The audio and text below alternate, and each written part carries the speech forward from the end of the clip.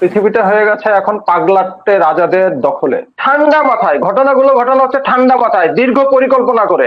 ফিলিস্তিনিদের যেখানে উচ্ছেদ করে সেখানে রিসর্ট তৈরি করবে। একটাই সম্বল, আমরা রাস্তায় নেমে প্রতিবাদ জানাতে পারি। আসুন মানুষ হিসেবে আমরা এই ইসরায়েলের এই ঘটনার প্রতিবাদে রাস্তায় নামি। আধিপত্যবাদী জায়নিস্ট ইসরায়েল ফিলিস্তিনের নিপীড়িত মুসলমানের উপরে যে নির্মম নির্যাতন চালাচ্ছে, ফিলিস্তিনের নিরীহ মুসলমানদের উপরে যে ব্যাপক হত্যাযজ্ঞ ও ধ্বংসযজ্ঞ চালাচ্ছে, তারই প্রতিবাদে আজকে গোটা বিশ্ব বিক্ষোভে ফেটে পড়েছিল। আপনারা সেটি বিভিন্ন গণমাধ্যমের বদৌলতে দেখেছেন। বিশ্বজুড়ে সেই বিক্ষোভের ঢেউ বাংলাদেশে এসেও আশ্রে পড়েছিল। আজকে ঢাকা সহ দেশের বিভিন্ন স্থানে, বিভিন্ন শিক্ষা প্রতিষ্ঠানে, বিভিন্ন সংস্থা, বিভিন্ন রাজনৈতিক সংগঠনের আয়োজনে দেশ জুড়ে আজকে ব্যাপক বিক্ষোভ হয়েছে। তো আজকে আমরা যে বিষয়টি নিয়ে এখানে আলোচনা করব আপনাদের উদ্দেশ্যে, সেটি হচ্ছে আন্তর্জাতিক প্রতিবাদ কি আসলেই পারবে ইসরায়েলের আগ্রাসনের লাগাম টানতে? তো শিরোনাম ভূমিকার এই প্রশ্ন ধরেই আমি হাসান শাফি ভাইয়ের কাছে যেতে চাই।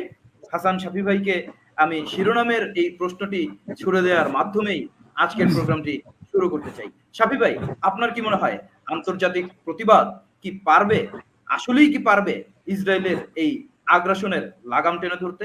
এক কথায় যদি বলি, একেবারে সংক্ষেপে যদি বলি, তাহলে আমি আশা দেখি না। তো আপনার স্বভাবতই মন খারাপ হতে পারে যে শুরুতেই কেন আমি এরকম নিরাশাবাদী কথা বলছি। দেখেন, শক্তি যাদের, পৃথিবীটা হয়ে গেছে এখন পাগলাটে রাজাদের দখলে।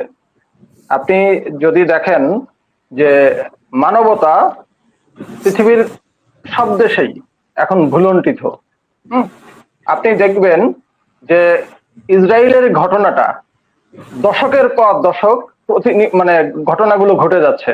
শিশু, নারী, ভূমি থেকে উচ্ছেদ, এগুলো চলছেই। মানে এটা এই 2-10 দিনের বিষয় না, দশকের পর দশক এটা ঘটেছে।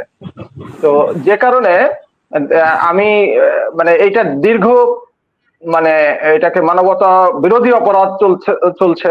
কিন্তু যারা যারা ভূমিকা নেওয়ার, জাতিসংঘ বলেন, আমাদের মোড়ল রাষ্ট্র আমেরিকা বলেন, তাদের তরফে এইগুলোর মূল সম্মতি আছে, নেপথ্যে তাদের কারসাজি আছে। তারা অস্ত্র এবং অন্যান্য সমর্থন যুগিয়ে তাদেরকে সহযোগিতা করে।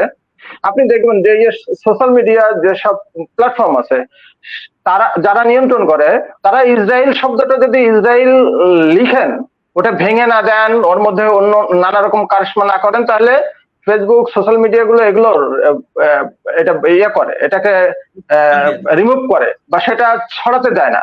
এটা ইউটিউবেও আছে, ফেসবুকেও আছে এবং অন্যান্য মিডিয়াতেও আছে। তার মানে কি? তার মানে হচ্ছে যে যতগুলো জায়গা দিয়ে মানুষ প্রতিবাদ জানাতে পারে, সব জায়গায় গুলো তারা ব্যারিকেড তৈরি করে। এইটা হলো মোদ্দা কথা।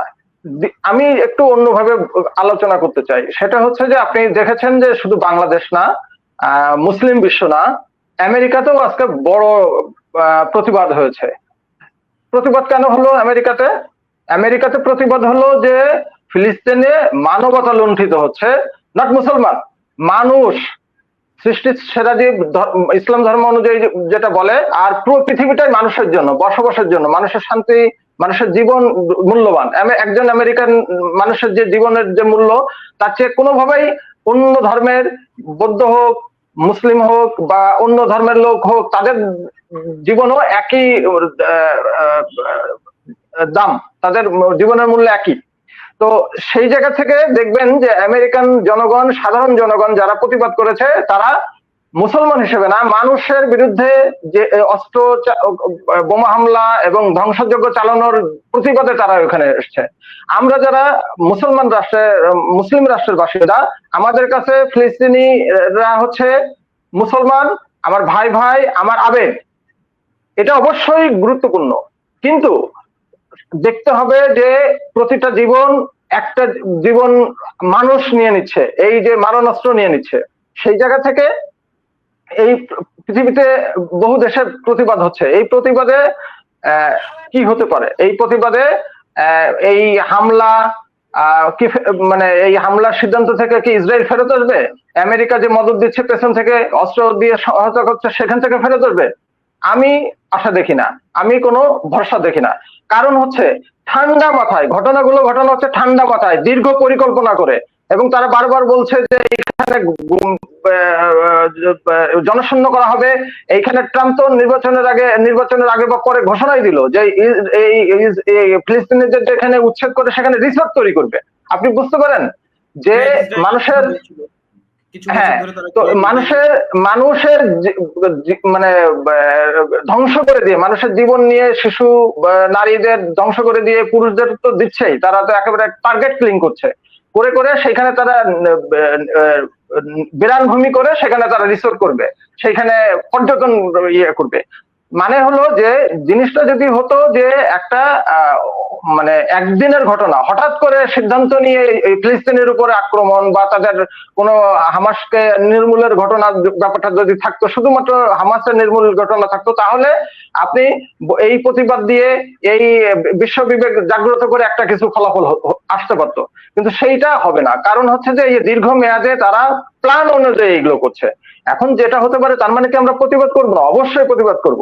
আপনি জানেন ঢাকার রাস্তায় আজকে যেভাবে মানুষ নেমেছে, আমি ছোট্ট একটা উদাহরণ দিতে চাই। আমারই পরিচিত একজন বুদ্ধিজীবী, উনি অনেক বড় গণমাধ্যমে প্রায় নিয়মিত কথা বলেন এবং আমার জানা মতো আজকে উনি একটা বড় গণমাধ্যমে কথা বলবেন। ধর্মীয় বিশ্বাস হচ্ছে, উনি মুসলমান কিন্তু ধর্মীয় বিশ্বাসে উনি উদার।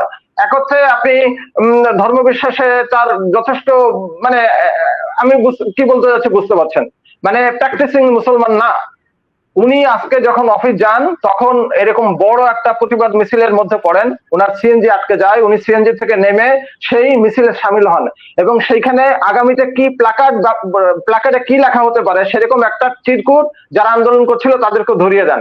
এবং আমি সেই বক্তব্যটা আমি আপনাকে বলতে পারি, কারণ আমি ইতিমধ্যে সেই বক্তব্যটা পড়েছি। মানে যে প্লাকার্ডটা উনি লিখতে বলেছেন যে আমাদের একটাই সম্বল, আমরা রাস্তায় নেমে প্রতিবাদ জানাতে পারি, আসুন মানুষ হিসেবে আমরা এই ইসরায়েলের এই ঘটনার প্রতিবাদে রাস্তায় নামি। তো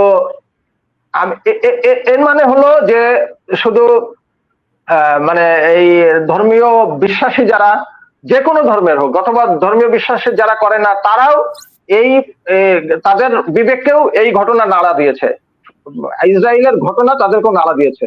তো এইভাবে দেশে দেশে প্রতিবাদ হচ্ছে। এই নাড়াটা, জনগণের এই ইমোশনটা যদি স্ব রাষ্ট্রের রাষ্ট্রপ্রধানরা ক্যারি করে, অর্থাৎ বাংলাদেশের এই প্রতিবাদ যদি আমাদের সরকারের কানে পৌঁছে, সরকার যদি একটা রেজুলেশন নেয়, একটা বক্তব্য দেয়, সেটা যদি যথাযথ জায়গায় পৌঁছে দেয়, তাহলে এক ধরনের জাতিসংঘ এবং ওই দেশের উপর এক ধরনের চাপ তৈরি হবে। সেটা আসার কথা হচ্ছে যে আমি এই শোতে ঢোকার আগেই দেখলাম আমাদের সরকারের তরফে একটা নোট কিন্তু ইতিমধ্যে জারি করা হয়েছে। তো পৃথিবীর যেসব দেশে প্রতিবাদ হচ্ছে সব দেশেই যদি এরকম সরকারগুলোর মধ্যে এক ধরনের বদোদয় হয়, সরকারের জায়গা থেকে যদি জাতিসংঘ এবং অন্যান্য আন্তর্জাতিক সংস্থার কাছে প্রেসার তৈরি করা হয়, তাহলে এই আক্রমণের তীব্রতা কমতে পারে। নতুন কোনো আলোচনা শুরু হতে পারে, সেই আলোচনার মধ্যে একটা শান্তিপূর্ণ পথ দেখা দিতে পারে, সেই আশাটুকু আমরা করি। কিন্তু খুব জলদি কিছু হবে এটা আমি আমার মনে হচ্ছে না, কারণ আমেরিকা, আমি আপনাকে আগেই বললাম যে পাগলা রাজার দেশে কেউ নিরাপদ না। আমেরিকার এখন যে প্রেসিডেন্ট, তাকে আপনি মানে আগের প্রেসিডেন্ট বাইডেন, উনি তো বলছেন যে প্রয়োজনে উনি জিসুস হয়ে যাবেন।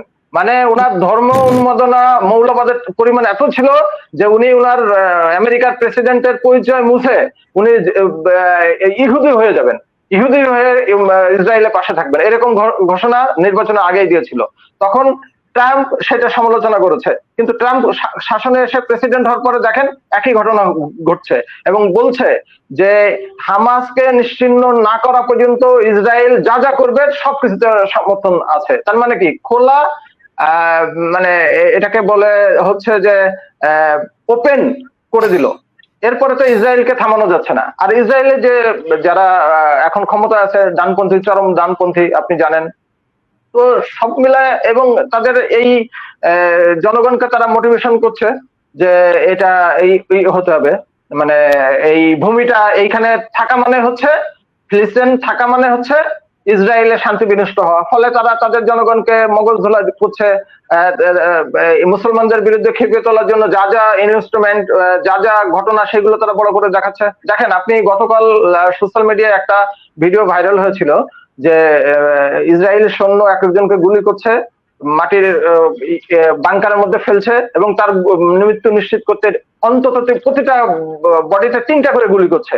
এই দৃশ্য দেখে মানে পৃথিবীর কেউ, মানে সুস্থ স্বাভাবিক লোক ঘুমোতে পারবে বলেন? সম্ভব না।